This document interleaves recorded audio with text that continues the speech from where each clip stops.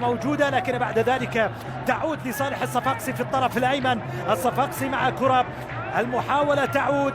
حتى الآن الأمسية لا تسر الاتحاديين، حتى وإن كانوا نوعا ما مطمئنين للأفضلية اللي واضحة من بداية المباراة، وتتعزز الأفضلية مع بقاء الاتحاد بأفضلية لاعب وبتفوق على خصمه من حيث عدد اللاعبين في أرضية الملعب.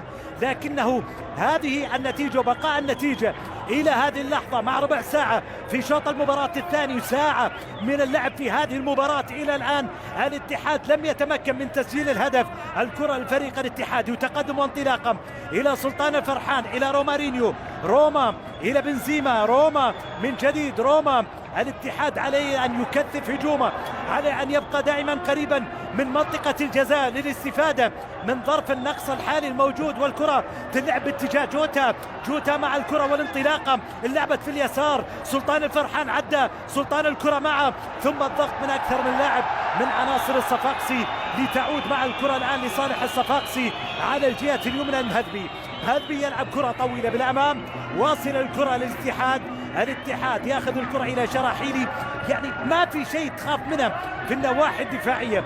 عليك أن تواصل الضغط الهجومي، علينا أن نشهد أو على الاتحاد أن يرينا تقارب بين الصفوف في وسط الميدان والمهاجمين. الكرات دائما تلعب طويلة باتجاه المهاجمين. الكرة تلعب مرة أخرى على الجهة اليسار إلى كورنادو، كورنادو مع المحاولة، كورنادو يلعب عرضية لكن الكرة بالراس مقطوعة. حمد الله حضر الكرة لبنزيما، الله الله الله الله، العالمي بنزيما يسجل للمونديال الاتحاد أول أهدافه في المباراة.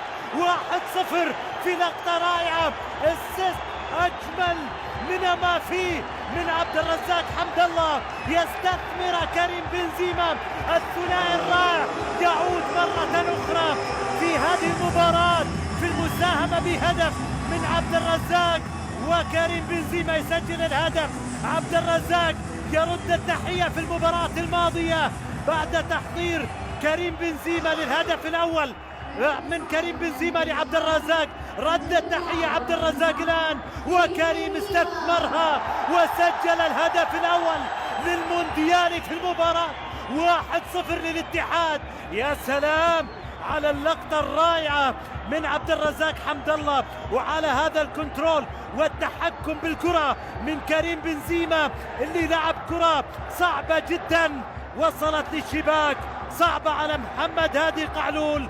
الاتحاد معها يتقدم بأول أهدافه في المباراة 1-0.